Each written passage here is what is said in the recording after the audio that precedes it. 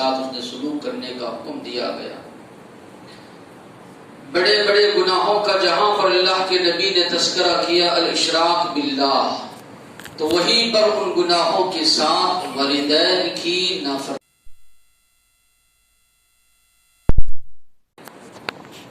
والدین جب بچہ اس دنیا میں آتا ہے، نہ بولنے کی سخت اس کے اندر ہوتی ہے، نہ بات چیت کرنے کی اس کے اندر طاقت ہوتی ہے، نہ حرکت وہ کر سکتا ہے۔ والدین کو اللہ تبارک و تعالیٰ نے ذریعہ بنایا بچوں کی پرورش اور اسی طرح ان کو پالنے پوسنے کا۔ اور ہم سب یہ جانتے ہیں انسان کا بچہ جتنی مشکلوں سے پلتا ہے، پرورش پاتا ہے، بڑا ہوتا ہے، دیگر جو جانور ہو، چرند پرند ہو، اتنی مشکلات ان کے لیے پیش نہیں آتی۔ ماں جو ہے اپنے راتوں کا سکون، اپنا چین قربان کر کے بچوں کی پرورش کرتی ہے۔ والد جو ہے ان کی تربیت کے لیے، ان کی گزران کے لیے، ان کی زندگی آسان سے گزر سکے، دن و رات محنت کر کے وہ کمائی اپنی جو ہے اپنی اولاد اور بیوی پر خرچ کرتا ہے۔ جگہ اگر ناکافی ہو رہی ہے تو اوپر جائیے، اوپر بھی جو ہے اہتمام ہے، کھڑیے مت۔ اس مسجد کی پہلی منزل پر بھی جو ہے اہتمام ہے۔ اللہ کے رسول صلی اللہ علیہ وسلم اور اللہ تبارک و تعالی نے اس بات کی وضاحت کی کس طرح ہم والدین کے ساتھ اس نے سلوک کریں۔ یہ تو ہم نے سنا کہ ان کا کیا مقام ہے، کیا مرتبہ ہے دین اسلام میں۔ اب سوال یہ ہے جب اتنا زیادہ حکم دیا گیا ہے کہ ان کے ساتھ اس نے سلوک کریں، ان کے ساتھ اچھا برتاؤ کریں، تو انداز ہمارا کیا، کس انداز سے ان کے ساتھ اس نے سلوک کیا جائے؟ کچھ باتیں مختصراً بتا کر اپنی بات کو ختم کروں گا۔ اللہ تبارک و تعالیٰ نے سورہ احقاف میں فرمایا وَوَصَّيْنَا الْإِنسَانَ بِوَالِدَيْهِ إِحْسَانًا، ہم نے انسان کو وصیت کی، تاکیدی حکم دیا والدین کے ساتھ اس نے سلوک کرے۔ حَمَلَتْهُ أُمُّهُ كُرْهًا وَوَضَعَتْهُ كُرْهًا، ماں نے تکلیف پر تکلیف برداشت کر کے بچے کو اٹھائے رکھا، بچے کی ولادت یعنی بچے کو جنم دیا۔ وَحَمْلُهُ وَفِصَالُهُ 30 شهرًا، اس کے بعد جو ہے 2 سال تک بچے کو دودھ پلاتی رہی۔ اس کے بعد اللہ نے کہا حَتَّى إِذَا بَلَغَ أَشُدَّهُ، ایک مومن، ایک مسلمان کی صفت کا ذکر اللہ نے کیا جب یہ اپنی ایسی عمر کو پہنچ جاتا ہے جس کو کمال عمر کہا جاتا ہے، یعنی 40 سال کی عمر کو۔ بچپن میں تو یہ ماں باپ کا احسان لیتا رہا، اب یہ وقت آیا کہ اپنے ماں باپ کے ساتھ اس نے سلوک کرے، تو اللہ نے کہا اس کی جو دعا ہوتی ہے، اس کی جو فکر ہوتی ہے، اس کا جو طریقہ ہوتا ہے، اللہ نے آگے ذکر فرمایا، کہتا ہے ربی اوزعنی، اے اللہ مجھے توفیق دے اس بات کی، ان اشکر نعمتک التی انعمت علی وعلی والدی، اے اللہ میں تیری ان نعمتوں کا شکر گزار بنوں، ان نعمتوں کی شکر گزاری کروں جو نعمتیں تو نے مجھ پر نازل کی ہے، اور جو نعمتیں تو نے میرے والدین کو عطا کی ہے، اور ایسے اعمال اے اللہ میں بجا لاؤ، ایسے اعمال کروں جس سے کہ اللہ تو راضی ہوتا ہو۔ وَأَصْلِحْ لِي فِي ذُرِّيَّتِي، اے اللہ میری اولاد کو بھی نیک اور صالح تو بنا۔ غور و فکر کرنے کی بات یہ ہے کہ اللہ تبارک و تعالیٰ فرما رہے ہیں، انسان دعا کر رہا ہے اللہ تبارک و تعالیٰ سے کہ اللہ مجھے توفیق دے، ان نعمتوں کی بھی شکر گزاری کرو جو مجھ پر تو نے کی ہے، اور ان نعمتوں کی بھی جو میرے والدین پر اے اللہ تو نے کی ہے۔ تو معنی یہ ہوا والدین پر اللہ نے جو نعمتیں کی تھی ان کی بھی شکر گزاری انسان کو بجا لانی ہے۔ اس کے بعد آپ غور کریں، اپنی اولاد کے لیے انسان دعا کر رہا ہے، تو اولاد پر اللہ تبارک و تعالیٰ نے ماں باپ کو مقدم رکھا کہ پہلے ماں باپ کے حق میں دعا کرو، اس کے بعد اللہ نے کہا کہ اولاد کی اصلاح کے لیے کہ اللہ نیک اور صالح اولاد عطا کر، نیک اور صالح اولاد میری بنا، اللہ تبارک و تعالیٰ سے جو ہے دعا کی جائے۔ تو یہاں پر بھی مقدم جو رکھا گیا ہے والدین کو، داؤد علیہ السلام اور سلیمان علیہ السلام دونوں کو اللہ تبارک و تعالیٰ نے بادشاہت، حکومت اللہ تبارک و تعالیٰ نے عطا کی۔ ایسی حکومت اللہ نے عطا کی، کسی اور کو ایسی حکومت عطا نہیں کی گئی۔ پرندوں کی بولی، چونٹیوں کی بولی سلیمان علیہ السلام جو ہے سمجھا کرتے تھے۔ ایسی حکومت، ایسی بادشاہت اللہ نے عطا کی۔ تو ان کا تذکرہ کرتے ہوئے کس طرح سلیمان علیہ السلام نے اللہ سے دعا کی تھی، نعمتوں کے تعلق سے اللہ نے اس کا تذکرہ کیا۔ وَلَقَدْ آتَيْنَا دَاؤُدَ وَسُلَيْمَانَ عِلْمًا، اللہ نے کہا ہم نے داؤد علیہ السلام اور اسی طرح سلیمان علیہ السلام دونوں کو ہم نے علم عطا کیا۔ وقال الحمد للہ الذی فضلنا علی کثیر من عبادہ المؤمنین، دونوں نے دعا کی اللہ کی، اس اللہ کی تعریف جس اللہ نے بہت سے بندوں کے درمیان ہم کو فضیلت عطا کی۔ وورث سلیمان داؤد، سلیمان علیہ السلام وارث ہوئے داؤد علیہ السلام کے۔ وقال، اور کہا، یا ایھا الناس، اے لوگو، ہم کو جو ہے منطق الطیر، پرندوں کی بولی ہم کو اللہ نے سکھائی ہے۔ وَأُوتِينَا مِن كُلِّ شَيْءٍ، ہر ایک چیز اللہ تبارک و تعالیٰ نے ہر نعمت سے ہم کو نوازا ہے۔ تو یہ تذکرہ کرنے کے بعد اللہ نے کہا سلیمان علیہ السلام کے لیے جو ہے لشکر جمع کیا گیا۔ لشکر لے کر کسی جگہ پر سلیمان علیہ السلام نکل پڑے۔ راستے میں سلیمان علیہ السلام اپنے لشکر کو لے کر گزر رہے ہیں۔ چونٹیاں جو ہے موجود ہیں۔ چونٹیوں میں سے ایک چونٹی نے کہا تم لوگ اپنے اپنے بلوں میں جو ہے داخل ہو جاؤ، سوراخوں میں جو ہے گھس جاؤ۔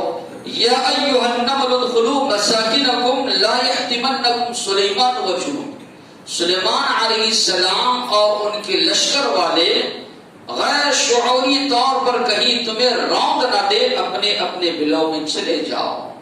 سلیمان علیہ السلام اس کی بات سنتے ہیں، فتبسم ضاحکا، مسکرانے لگتے ہیں۔ تو وہاں پر اللہ کی نعمتوں کا شکر بجا لاتے ہیں۔ اللہ نے حکومت دی ہے، بادشاہت دی ہے، ایسی بادشاہت چرند پرند پر بھی ان کی بادشاہت ہے، جن انسان پر بھی ان کی بادشاہت ہے۔ تو اللہ تبارک و تعالیٰ سے دعا کرتے ہیں، ربی اوزعنی ان اشکر نعمتک التي انعمت علی وعلی والدی، اے اللہ مجھے توفیق دے اس بات کی کہ میں شکر گزاری کروں ان نعمتوں کی جو تو نے مجھ پر کیا ہے، اور میرے والد داؤد علیہ السلام پر اللہ تو نے جو نعمتیں عطا کی ہے، نازل کی ہے، ان کی شکر گزاری میں کروں۔ تو انبیاء اکرام کے بارے میں اللہ نے فرمایا ان نعمتوں کی بھی شکر گزاری کرتے جو اللہ نے ان پر کی ہے، اور ان نعمتوں کی بھی جو اللہ تبارک و تعالیٰ نے والدین پر کی ہے۔ یحییٰ علیہ السلام کے بارے میں اللہ نے فرمایا وَبِرًّا بِوَالِدَيْهِ وَلَمْ يَكُنْ جَبَّارًا عَصِيًّا، اپنے ماں باپ کے ساتھ اس نے سلوک کرنے والے تھے یحییٰ علیہ السلام۔ اور اسی طرح عیسیٰ علیہ السلام، جن کو اللہ نے گہوارے میں بولنے کی طاقت دی، بچے تھے دودھ پینے والے، اوصانی بالصلاۃ والزکاۃ، تو کہتے ہیں اللہ نے مجھے حکم دیا ہے نماز قائم کرنے کا، زکات ادا کرنے کا۔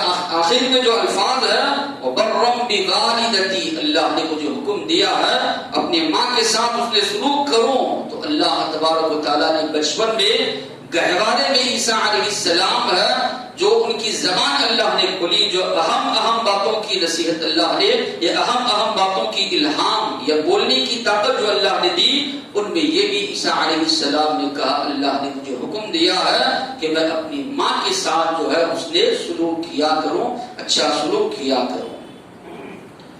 طریقہ جو ہونا چاہیے والدین کے ساتھ اس نے سلوک کا، قرآن مجید نے کہا وَلَا تَقُلْ لَهُمَا اُفٍّ، اپنے والدین کو جو ہے تم اف تک جو ہے نہ کہو۔ معنی یہ ہے دین کے معاملے میں، شریعت کے معاملے میں ہو یا دنیاوی معاملات میں ہو، جو بھی بات اللہ اور اس کے رسول کے خلاف نہ ہو، بھلی بات ہو اچھی بات ہو والدین کی ماننا اولاد کے لیے ضروری ہے، الا یہ کہ اگر والدین ایسی بات کا حکم دے رہے ہیں جس میں اللہ کی نافرمانی ہے، اللہ کے رسول کی نافرمانی ہے، تو وہاں پر منع کیا گیا۔ شرک کی تعلیم دے رہے ہیں، شرک کا حکم دے رہے ہیں، صاف طور پر اللہ نے حکم دیا کہ ایسی بات نہ مانی جائے۔ ایسی بات کا حکم دے رہے ہیں جو شریعت کے خلاف ہے، بدعات، خرافات، رسم و رواج کا حکم دے رہے ہیں، اللہ کے نبی نے فرمایا لا طاعت لمخلوق فی معصیت الخالق، اللہ کی نافرمانی کرتے ہوئے کسی بھی مخلوق کی اطاعت و فرمانبرداری اللہ کے رسول نے فرمایا جائز نہیں ہے۔ تو انہی باتوں میں اطاعت و فرمانبرداری کی جائے گی جو اسلام کے دائرے میں ہو، اللہ اس کے رسول کی جس میں نافرمانی نہ ہوتی ہو، ورنہ اگر اللہ اس کے رسول کی نافرمانی کا حکم دے رہے ہیں تو وہاں پر ان کی بات نہیں مانی جائے گی، اللہ اس کے رسول کی بات سب سے زیادہ مقدم۔ اس کے علاوہ جو بھی بات والدین حکم دے، دنیا کے معاملات میں حکم یہ دیا گیا ہے ان کی بات مانی جائے۔ مسلمان تو دور کی بات اگر کافر بھی ہے، اسلام نے یہ حکم دیا ان کے ساتھ بھی حسن سلوک روا رکھا جائے۔ اللہ کے رسول صلی اللہ علیہ وسلم کے پاس ایک صحابیہ آتی اور کہتی ہے میری والدہ آئی ہے مکہ سے، وہ چاہتی ہے کہ وہ حسن سلوک اچھا برتاؤ ان کے ساتھ کروں۔ اللہ کے نبی نے کہا اچھا برتاؤ ان کے ساتھ کرو، تو انہوں نے کہا اللہ کے نبی انہا مشرکہ، وہ مشرکہ ہے، کافرہ ہے۔ اللہ کے نبی نے کہا ہاں تب بھی تو ان کے ساتھ جو ہے حسن سلوک کرو۔ والدین پر خرچ کر رہا، جس طرح آدمی اپنے اولاد پر خرچ کر رہا ہے، کھانے پینے کی ذمہ داری ان کی اٹھا رہا ہے، علاج معالجہ کرا رہا ہے، اسی طرح یہ ذمہ داری اس پر عائد ہوتی ہے کہ والدین کے اخراجات کو برداشت کرے۔ اسی طرح اگر ان کے لیے علاج معالجے کے لیے رقم اگر لگ رہی ہے تو اس کو لگائے۔ ایک صحابی نبی کریم صلی اللہ علیہ وسلم کے پاس آئے، کہنے لگے اللہ کے نبی میرے والد مجھ سے مال لے لینا چاہتے ہیں، تو نبی کریم صلی اللہ علیہ وسلم نے کہا تو بھی تیرے والد کا ہے، انت و مالک لابیک، تو اور تیرا مال دونوں تیرے والد کی ملکیت ہے، تیرے والد اگر تیرے مال سے لینا چاہتے ہیں تو وہ لے سکتے ہیں۔ تو اللہ کے رسول صلی اللہ علیہ وسلم نے خود جو ہے حق مقرر کیا، اور انسان کو یہ تصور اللہ کے نبی نے دلایا کہ انسان بھی اپنے والد کی پیدائش ہے، انسان جو کما رہا ہے وہ صلاحیت انسان کی جو اندر آئی ہے، یہ والدوں کی کوششوں کی وجہ سے ہی تمہارے اندر اللہ نے یہ صلاحیت دی ہے، تو بھی تیرے والد کا ہے، تیرا مال بھی نبی کریم صلی اللہ علیہ وسلم نے فرمایا تیرے والد کے لیے ہے۔ خفض الجناح، عاجزی اور انکساری کے ساتھ ان کے ساتھ پیش آنا۔ اللہ تبارک و تعالیٰ نے جو مثال دی پرندے کی کہ پرندہ جب اس کے بچوں کو کوئی حملہ کرنے کے لیے آتا ہے، جس طرح جو ہے پرندہ اپنے پروں کے نیچے جو ہے اپنے بچوں کو لا لیتا ہے، وہی جو ہے اللہ نے کہا تمہارا رویہ ہونا چاہیے والدین کے ساتھ، ایک محبت، ایک خلوص ہونا چاہیے ان کے ساتھ میں۔ جو بھی بات اگر والدین کہہ رہے ہیں من وعن جو ہے ان کی بات جو ہے مانی جائے، خوش طبعی کے ساتھ ان سے ملاقات کی جائے۔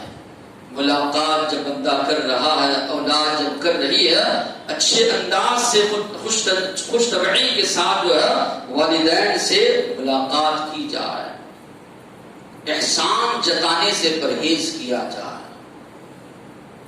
انسان والدین پر اگر خرچ کر رہا ہے یا اسی طرح ان کی خدمت کر رہا ہے، کبھی کبھی انسان چڑ جاتا ہے، تنگ آ جاتا ہے، تو زبان سے ایسے ویسے الفاظ نکالنے لگتا ہے، احسان جتانے لگتا ہے۔ والدین کو اگر انسان غور و فکر کرے، 10 بچے ہو، 8 بچے ہو، 5 بچے ہو، والدین خوشی کے ساتھ بچوں کو پالتے ہیں، ہر ایک کی ضروریات والدین پوری کرتے، جتنی بھی مشقت تکلیف ان کو اٹھانی پڑے اٹھاتے ہیں۔ دوسروں کے بچوں کے سامنے یا دوسروں کے سامنے بچے ہمارے ہاتھ نہ پھیلائیں، محتاج نہ ہو، والدین یہ کوشش کرتے ہیں کہ بچوں کی ساری ضروریات پوری کریں۔ تو اسی طرح بچے بھی جو ہے جب والدین بزرگی کو اسی طرح بڑھاپے کی عمر کو پہنچے جو خرچ کر رہے ہیں یا جو بھی ان کو دے رہے ہیں احسان جو ہے نہ جتا ہے. اس لیے کہا جاتا ہے نا کہ ایک والدین مل کر جتنے بھی بچے ہو 2 4 5 پال لیتے ہیں، یہی بچے جب بڑے ہوتے ہیں والدین کو یہ پال نہیں سکتے، اسی طرح والدین کے ساتھ ناروا سلوک یہ کرنے لگتے ہیں. تو احسان جتانے سے پرہیز کرنا، اسی طرح ان کے سامنے لڑائی جھگڑا نہ ہو.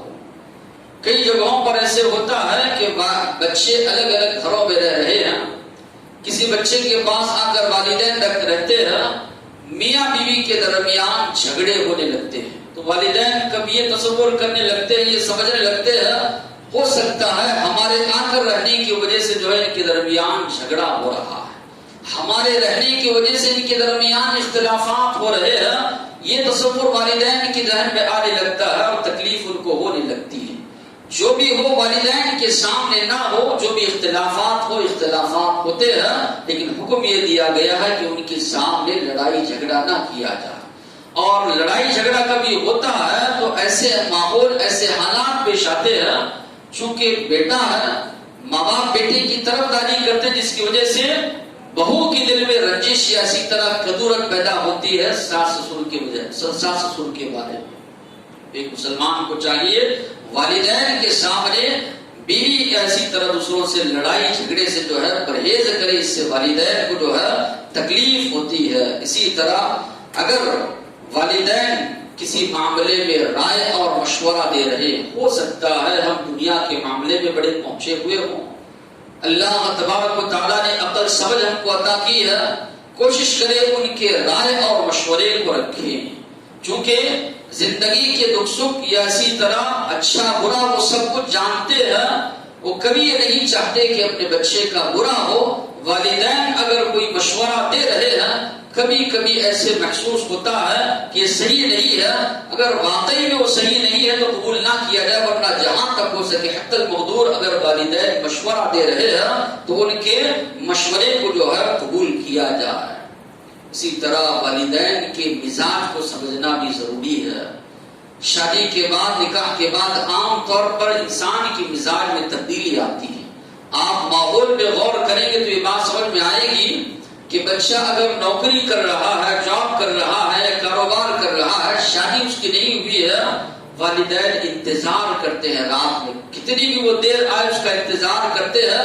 جب بچہ گھر کو پہنچتا ہے، کھانا کھا لیتا ہے، چین سکون ان کو ہو جاتا ہے. یہی بچہ جب نکاح کرتا ہے تو ان کی امیدیں، ان کا مزاج بنتا ہے کہ دیکھتے ہیں کہ یہ ہم کو کھانے کے لیے بلاتا ہے یا نہیں ہے، کھانے پر یہ بدعو کرتا ہے یا نہیں ہے، یہ ہم کو سوال کرتا ہے یا نہیں ہے کہ کیا آپ نے کھا لیا ہے نہیں کھا لیا ہے. ایک دم مزاج کی تبدیلی والدین کے اندر آ جاتی. کل تک وہ والدین جو ہمارے لیے انتظار کر رہے تھے یا اسی طرح ہمارے منتظر تھے کہ ہم کب کھانا کھائیں، شادی کے بعد ان کا مزاج بالکل تبدیل ہو جاتا ہے. یہ فکر، یہ سوچ ان کے اندر آ جاتی ہے کہ وہ یہ سوچنے لگ جاتے ہیں کہ ہماری اولاد پوچھتی ہے یا نہیں، کھانے کے بارے میں سوال کرتی ہے یا نہیں. یہ مزاج کو بھی سمجھنا جو ہے ضروری ہے تاکہ ان کے ساتھ جو ہے حسن سلوک کیا جائے. تو بہرحال یہ باقاعدہ حیات ہو، زندہ اگر والدین ہو تو یہ ساری چیزوں کا خیال ایک مسلمان کو رکھنا ہے. اگر والدین کی وفات ہو چکی ہے، والدین موجود نہیں ہے، کبھی کبھی ایسے ہوتا ہے والدین کی زندگی میں تو اللہ نے ہم کو نہیں نوازا تھا، کچھ نہیں کر پائے، والدین کی وفات ہو چکی ہے، اللہ نے اس کے بعد ہم کو نوازا، ہم کچھ کرنا چاہ رہے ہیں والدین کی جانب سے. اللہ نے، اللہ کے رسول صلی اللہ علیہ وسلم نے کچھ احکامات جاری کیے کہ ایک مسلمان والدین کی وفات کے بعد بھی ان چیزوں کو کر سکتا ہے. سب سے اہم بات جو ہے وہ دعا ہے. اللہ تبارک و تعالیٰ نے فرمایا رب ارحمہما کما ربیانی صغیرا، اے اللہ ہمارے ماں باپ کے ساتھ اسی طرح رحم و کرم کا معاملہ کر جس طرح بچپن میں انہوں نے ہمارے ساتھ سلوک کیا تھا، ہمارے ساتھ ان کا رویہ تھا، اے اللہ ویسے ہی ہمارے ماں باپ پر تو رحم و کرم کا معاملہ کر. اللہ کے نبی نے فرمایا انسان اس دنیا میں زندگی سے چلا جاتا ہے تو اس کے اعمال کا سلسلہ منقطع ہو جاتا ہے سوائے تین چیزوں کا سلسلہ برابر جاری رہتا ہے. ایک علم ينتفع به، علم چھوڑ کر گیا ہے، لوگ اس سے استفادہ کر رہے ہیں، برابر اس کو ثواب ملتا رہے گا.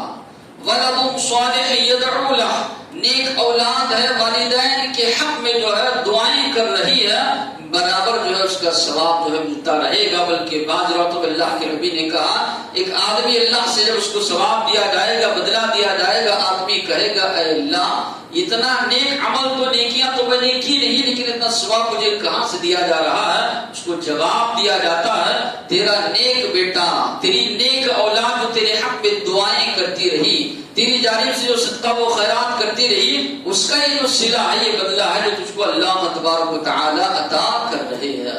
اسی طرح کوئی اچھا عمل یا اسی طرح مسجد بنوائے تھے، یتیم خانہ بنوائے تھے، اگر انسان اس دنیا سے چلا گیا ہے جب تک لوگ اس سے استفادہ اٹھا رہے ہیں برابر اس کو ثواب جو ہے ملتا رہے گا. تو اللہ کے نبی نے ان تینوں اعمال میں ولد صالح، نیک اولاد کا اللہ تبارک و تعالیٰ نے تذکرہ فرمایا.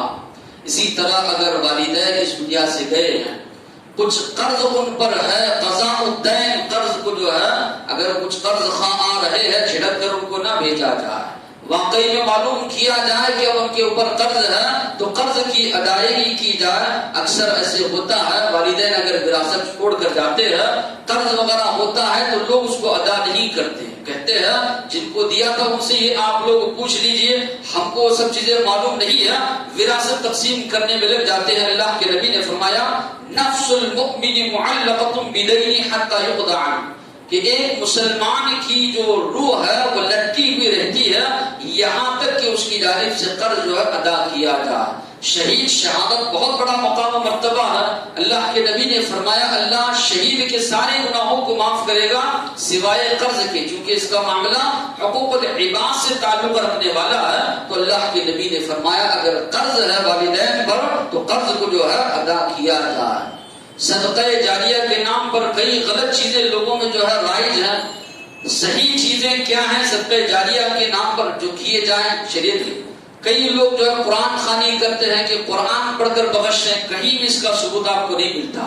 اللہ کے رسول صلی اللہ علیہ وسلم اور صحابہ کرام کے درمیان قرآن پڑھنے پڑھانے سیکھنے سکھانے کا بہت زیادہ رواج تھا، بہت زیادہ قرآن مجید کی وہ پڑھتے تھے، لیکن کہیں بھی یہ تذکرہ نہیں ملتا کہ قرآن مجید پڑھ کر وہ لوگ جو ہے بخشتے تھے کہ فلاں وقت میں نے قرآن پڑھا ہے اس کا ثواب والدین کو دے دیا جائے. ایسا کہیں تذکرہ ہم کو نہیں ملتا. کئی لوگ جو ہے 10واں 20واں 40ویں کے نام پر یا برسی کے نام پر لوگوں کو کھانا کھلاتے ہیں، اس کا بھی تذکرہ ہم کو کہیں بھی شریعت میں نہیں ملتا. شریعت میں جو ہم کو تذکرہ ملتا ہے وہ یہ ملتا ہے، ابو رضی اللہ عنہ فرماتے ہیں